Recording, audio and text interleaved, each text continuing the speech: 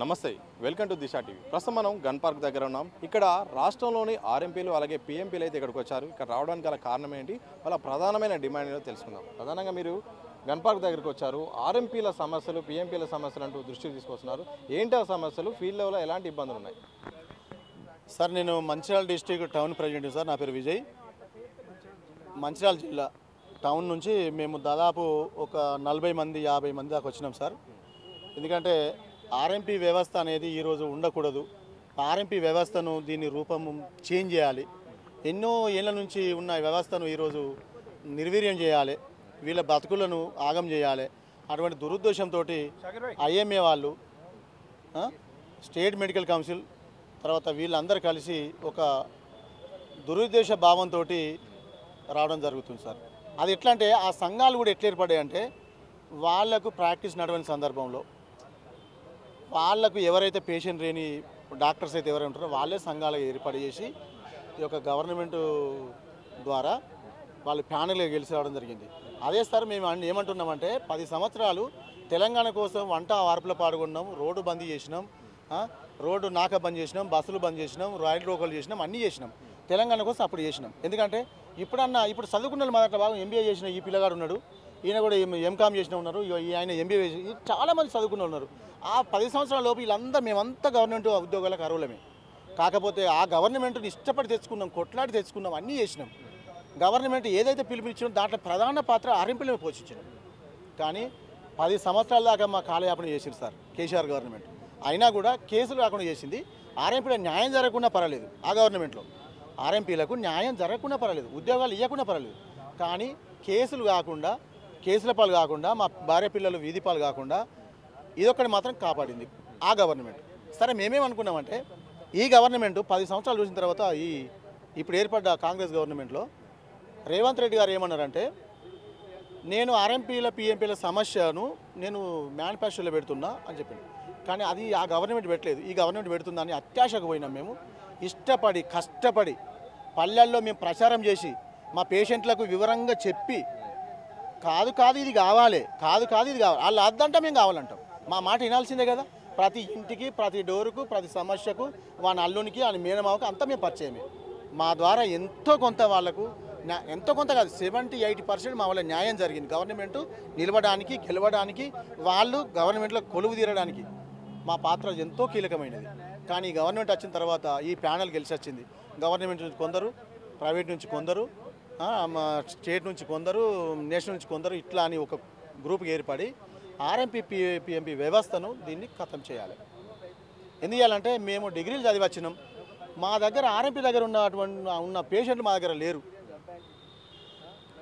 వాడు ఎప్పటి నుంచి సేవ చేస్తాడు, వాడు ఎందుకు సేవ చేస్తాడు, ఏం చేసుకుని సేవ చేస్తాడు, వాడు తీసుకొని ఇంజక్షన్ ఇస్తాడా, తీసుకోకుండా మందులు ఇస్తాడా, ఆడు ఎప్పుడైనా ఇత తీసుకుంటాడా, ఆడు ఎప్పుడు ఇత తీసుకుంటాడు, ఇవన్నీ స్టడీ చేయకుండా మా మీద ముందస్తు సమాచారం ఇవ్వకుండా ఎవరైతే ప్రాక్టీస్ నడవని అయితే క్వాలిఫైడ్ డాక్టర్లు ఉన్నారో వాళ్ళు మూకుడు తయారై మా క్లినిక్ల మీద సమాచారం ఇవ్వకుండా, మా యూనియన్ ప్రెసిడెంట్ని పిలవకుండా, మాకు సమాచారం ఇవ్వకుండా దాడులు చేయడం జరిగింది. అందులో భాగంగా మా మంచిర్యాల టౌన్ నుంచి 27 మంది మీద కేసులు బుక్ అయినాయి. మేము ఏం తప్పు చేసినాం సార్? కరోనా పేషెంట్లకు మేము ప్రాణాలకు తెగించి ట్రీట్మెంట్ చేసినాం. అప్పుడున్న గవర్నమెంట్లో మీరు ప్రతిపక్ష పాత్ర పోషించారు. మరి మీకు అప్పుడు మా గురించి పొగిడిన వాళ్ళు ఇప్పుడు మా వ్యవస్థ ఎందుకు వద్దని మీకు వాళ్ళకి పర్మిషన్ ఇస్తున్నారు. మేము ఇదే విధంగా మా పరిధిలో ఉన్న ఎమ్మెల్యేల గారికి మాకు ఏదన్నా సాయం చేస్తారని ఆఫీసర్ల దగ్గర పోవడం జరిగింది. మంచిర్యాలలో మాకు తెలిసిన మా నుంచి గెలిచిన ఎమ్మెల్యే దగ్గర పోతే మా దగ్గర చాలా వరకు కేసులను ఆపడం జరిగింది. ఎఫ్ఐఆర్లు కూడా కొంచెం ఆలోచన చేయండి అని చెప్పడం జరిగింది. మాకు ఈ 2-3 రోజుల్లో కూడా అపాయింట్మెంట్ సార్ చేయడానికి సిద్ధంగా ఉన్నారు. అది కూడా మేము, ఎందుకంటే ఇక్కడ రాష్ట్ర వ్యాప్తంగా ఉద్భవించిన ఉద్యమం కావచ్చు, దీనికి మా పాత్ర ఉండాలి. ఎందుకంటే దీనికి గవర్నమెంట్ రూపకంగా సిటీలే జరుగుతుంది, దీంట్లో మనం భాగమై ఉండాలని చెప్పేసి మేము దాదాపు 100 మంది మంచిర్యాల జిల్లా నుంచి రావడం జరిగింది.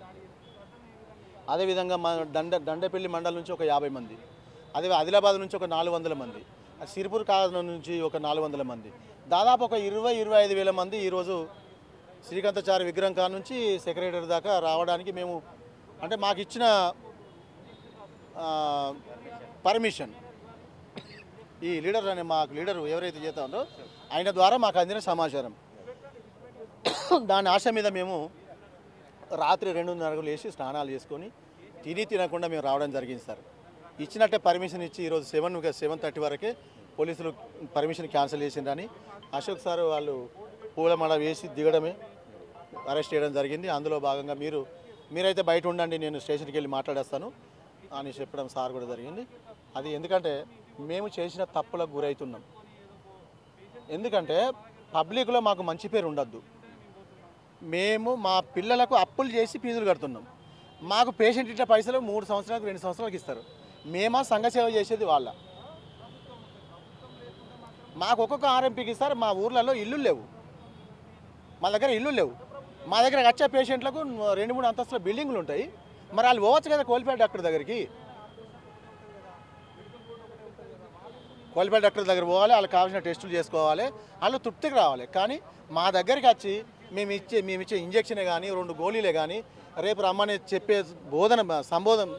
సంబోధనే కానీ మాకున్న కమ్యూనికేషనే కానీ దాన్ని అంతగా ఇష్టపడి మా దగ్గరికి ఎందుకు వస్తున్నారు అర్థం చేసుకోవాలి. అదేమిటంటే ఒక్కసారి హాస్పిటల్ పోతే 5,000 పెట్టి రావాలి.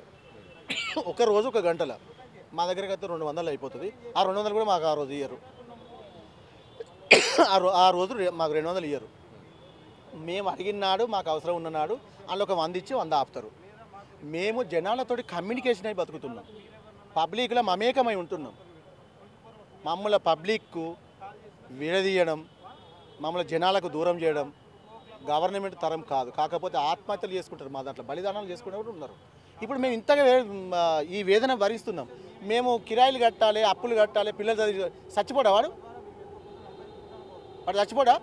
దానికి ఎవరు బాధ్యత? గవర్నమెంట్ బాధ్యత కదా. మేము మా డిమాండ్స్ ఏం లేవు. ఈ ఉన్న బతుకుని బతకనియండి. మాకు మా మీద జరిగే రైట్స్ రాపండి. మీకు అగైనెస్ట్గా మేమేం కార్యక్రమాలు చేస్తలేం కదా. మా గురించి మేము గొప్ప చెప్పుకుంటలేం కదా. కాబట్టి పోయిన గవర్నమెంట్ ఎట్లయితే చూసినా అంతకంటే కొద్దిగా రెట్టింపు మీ ఉదార స్వభావం మా మీద ఉండాలి. మేము ఆ గవర్నమెంట్ మర్చినాం కదా, మర్చిపోయినాం. మేము కావాల్సుకొని తెచ్చుకున్నాం. మీరు ఏం చేయాలి? మా మీద రైట్స్ అనేది ఆపద్దు, మేము తప్పు చేస్తే ఊకోవద్దు. సో మీరు చెప్పండి, చాలా ఆరోపణలు కూడా వస్తున్నాయి. కొంతమంది మెడికల్ సంబంధించిన డాక్టర్లు కూడా అంటున్నారు నకిలీ వైద్యం చేస్తున్నారు, ఎంబీబీఎస్ సర్టిఫికేట్లు వాడుకుంటున్నారు, అలాగే ఇంజక్షన్ వేయకూడదు కానీ ఇంజక్షన్ వేసి చాలామంది ప్రాణాలు తీస్తున్నారని కూడా ఆరోపణలు వస్తున్నాయి. దానికి ఏం చెప్తారు సార్? ప్రస్తుతం సాధారణంగా జరుపుతున్న ఆర్ఎంపీ పిఎంపీ పాపం వాళ్ళు ఏదో ఇచ్చినా ఇవ్వకున్నా రాత్రి పగలు తేడా లేకుండా ఎప్పుడు పిలిస్తే అప్పుడు పోయి వాళ్ళకు సేవ చేస్తున్నారు పబ్లిక్. కానీ ఇప్పుడు ప్రజెంట్ ఐఎంసీ అండ్ టీఎంసీ వాళ్ళు అనుకోకుండా దాడులు చేస్తున్నారు. అది కొంతమంది ఎక్కడో ఒక్కడ జరిగిన సంఘటనను ముంగట పెట్టుకొని అందరినీ హింసించడం అది ఎంతవరకు కరెక్ట్ సార్? అది కరెక్ట్ కాదు అని మేము భావిస్తున్నాం. సరే, తప్పులు ఎవరైతే చేస్తున్నారో వాళ్ళను శిక్షించండి. ఒక్కరి గురించి 100,000 మంది పబ్లిక్లను మీరు ఇంత బాధ పెట్టడం ఇది ఎంతవరకు సమంజసం? ఇది ఏమాత్రం కరెక్ట్ కాదని మేము ప్రతి ఒక్కరు టోటల్ స్టేట్ వైడ్గా మేము ప్రథమ శిక్షణ చేస్తున్నాం. మా సాధారణ బతుకులను బతికినివ్వండి అని మేము పదే అది ఐఎంసీ వాళ్ళు కావచ్చు, టీఎంసీ వాళ్ళు కావచ్చు, ఇటు మా తెలంగాణ ప్రభుత్వ కాంగ్రెస్ ప్రభుత్వం మన రేవంత్ రెడ్డి గారికి పదే కోరుతున్నాం సార్. మీరు దీని మీద చాలా పక్కడబందిగా మాకు ప్లాన్ తీసుకొని మాకు న్యాయం చేయాలి. తప్పకుండా మా ఫ్యామిలీను, మా అందరి కుటుంబాలను రక్షించాలి. మీరు ఇంత జరుగుతున్నాయి. 3-4 నెలల నుంచి మా బతుకులు ఘోరంగా అవుతున్నాయి. పిల్లలు ఒక పూట అసలు బయటికి ఏమైనా బయట తీసుకోవద్దామైనా ఇప్పుడు స్కూల్ స్టార్ట్ అయినాయి. వాళ్ళకు ఫీజు కట్టాలంటే అసలు 100 కాదు కూడా 1000 లేదు మా దగ్గర.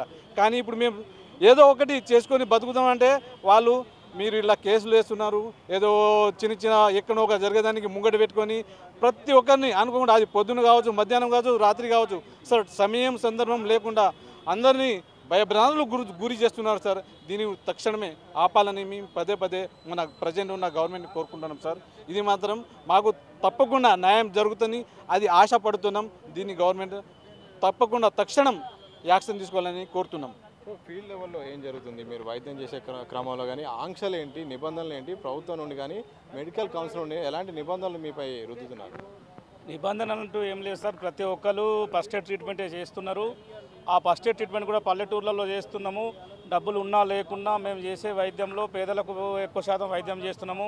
రాత్రి అనక పగలనక ఎండనక వాననక మేము కష్టపడి పేదలకు వైద్యం చేస్తున్నాం. మా దాంట్లో కూడా ఆర్ఎంపీ అనేది క్వాలిఫైడ్ డాక్టర్ దగ్గర పనిచేసి ఒక 10-15 సంవత్సరాలు 8 సంవత్సరాలు వాళ్ళ దగ్గర ఒక కంపౌండర్గా పనిచేసి అన్నీ సక్రమంగా మేము వైద్యం నేర్చుకున్న తర్వాతనే బయటికి వెళ్ళాం సార్. మాలాంటి వాళ్ళు చాలామంది మా సోదరులు కూడా ఇప్పటికీ హాస్పిటల్లో పనిచేస్తున్నారు.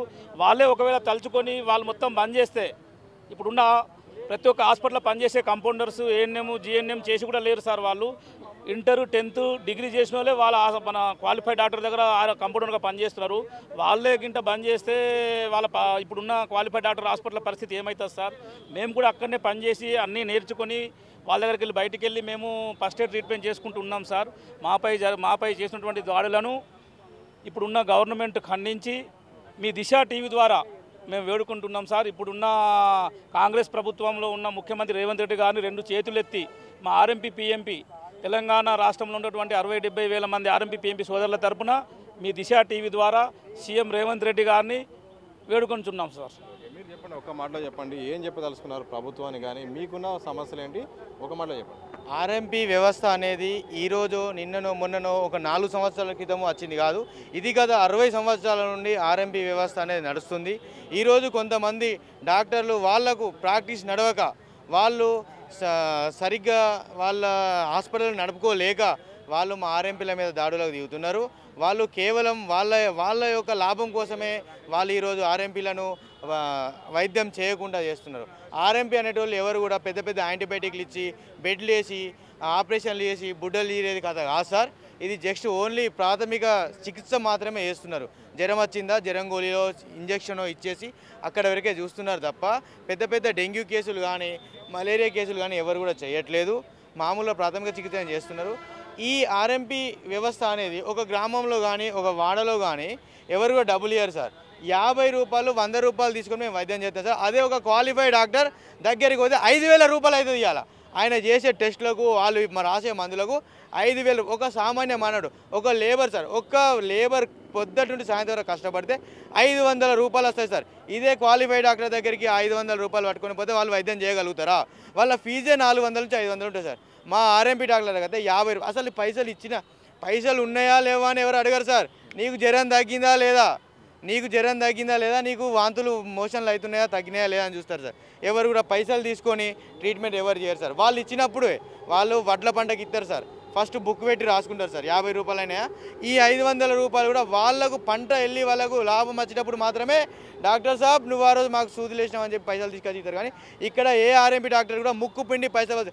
అదే కార్పొరేట్ వైద్యులు కానీ ఈరోజు మా మీద దాడులు చేసే వైద్యులు కానీ ప్రతి ఒక్కరు కానీ వాళ్ళ హాస్పిటల్కి పోతే ఓపీ తీసుకోకుండా ట్రీట్మెంట్ చేయమని చెప్పండి. ల్యాబ్ టెస్టులలో 50% డిస్కౌంట్ ఇవ్వమని చెప్పండి. ఏదైనా ఒక డాక్టర్ కానీ ఒక హాస్పిటల్ కానీ నడుస్తుందా? వాళ్ళు చేస్తారా? పబ్లిక్కి సర్వీస్ చేస్తారా? మేము డాక్టర్లని పేరు పెట్టుకుంటలేం సార్. మాకు వాడల్లో కానీ గ్రామాల్లో కానీ డాక్టర్ అని వాళ్ళు పిలుస్తున్నారు మమ్మల్ని. ఏ రోజు కానీ మేము మమ్మల్ని డాక్టర్ అని పిలువమని చెప్పట్లే. మేము మాకు పైసలు ఇస్తేనే వైద్యం చేస్తామని చెప్పలే ఎవరికి కూడా. వాళ్ళు ఇచ్చినప్పుడే తీసుకుని వాళ్ళు ఎంత ఇస్తే అంత తీసుకుంటున్నాం. వాళ్ళకు ఎంతవరకు అవసరం ఉంటే వాళ్ళకి ఇట్లా వ్యాధి ఎక్కువ అయినప్పుడు మాత్రం గవర్నమెంట్ హాస్పిటల్కి వెళ్ళమని చెప్తున్నాం. ఏ ప్రైవేట్ హాస్పిటల్కి పోండి అక్కడికి పోండి అని ఎవరికి చెప్పట్లేదు సార్. మా మీద దాడులు చేసే డాక్టర్లకు వాళ్ళకు వైద్యం ఏ విధంగా వాళ్ళకు హాస్పిటల్ నడవట్లేదు సార్.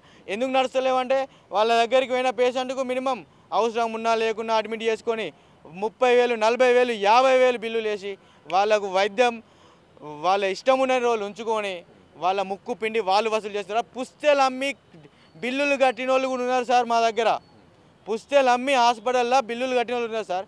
మేము ఆర్ఎంపీ డాక్టర్లో ఎప్పుడైనా ఎవరినైనా కానీ ₹1 ఎక్స్ట్రా అడిగినట్టు ఎక్కడ లేదు సార్. మీరు చూడండి మా పల్లెలలో ఖర్చు కూడా చూడండి.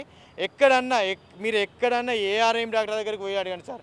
వీళ్ళు ఏం చేస్తున్నారంటే మా దగ్గర ఇంజక్షన్లు వేసుకున్నా సిరంజీలు లేకపోయినా వాళ్ళ దగ్గర యాంటీబయాటిక్ ఇంజక్షన్లు వాళ్ళ దగ్గర సిరంజీలు వాళ్ళ దగ్గర తీసుకొచ్చి టేబుల్ మీద పెట్టి మా ఆర్ఎంపీలకు భయభ్రాంతులకు గురి 3 నెలల నుండి కంటి మీద కునుకు లేకుండా పడుకోకట్లేదు సార్. ఆర్ఎంపీ డాక్టర్లు ఏ టైంలో వస్తారో ఏ టైంలో ఇక్కడ దాడులు చేస్తారో. ఏం సార్ మేము టెర్రరిస్టులమా సార్? మేము ఏమైనా గన్నులు పెట్టుకొని తిరుగుతామా బాంబులు పెట్టుకొని తిరుగుతామా? ఏం పెట్టుకుంది సార్? వాళ్ళ దగ్గర నేర్చుకున్నాం కదా సార్. వాళ్ళు నేర్పితే నేర్చుకున్నాం. మేము సపరేట్గా ఏం నేర్చుకోలే కదా. వాళ్ళ దగ్గర చూసి నేర్చుకొని మాకు వచ్చిందే చేస్తున్నాం. అంతే తప్ప మేమేమో టెర్రరిస్ట్ లేక బాంబులు పెట్టుకొని తిరుగుతలేం సార్. వాళ్ళు మమ్మల్ని ఒక సంఘ విద్రోహ శక్తులుగా వాళ్ళు మమ్మల్ని తీసుకొని వాళ్ళు మా మీద ఘోరమైన కఠిన శిక్షలు పెట్టి మాకు వాళ్ళు చేయక డైరెక్ట్గా వీళ్ళు ఇక్కడ కోటి నుండి వస్తున్నారు సార్, వీళ్ళు డైరెక్ట్గా మా పోలీస్ స్టేషన్కు కాపీ వస్తుంది సార్, వాళ్ళు వచ్చి మాకు కేసులు బుక్ చేస్తున్నారు సార్. ఇవి దాడులు ఆపుకోవాలి. మేము ఆర్ఎంపీ డాక్టర్లమే, మీ దగ్గర పనిచేసిన వాళ్ళం, మేము టెర్రరిస్టులం కాదు, నక్సలైట్లం కాదు, మేము ఎలాంటి సంఘ విద్రోహ శక్తులం కాదు, మీ దగ్గర పనిచేసిన వాళ్ళమే మేము. మీరు మీ ఇష్టం ఉన్నట్టు ఇట్లనే దాడులు చేసి మమ్మల్ని భయభ్రాంతులకు గురి చేసిన రోజు దానికి ప్రభుత్వమే దీనికి వాళ్ళకి ఆన్సర్ చెప్తారు సార్, మేము చెప్పాం.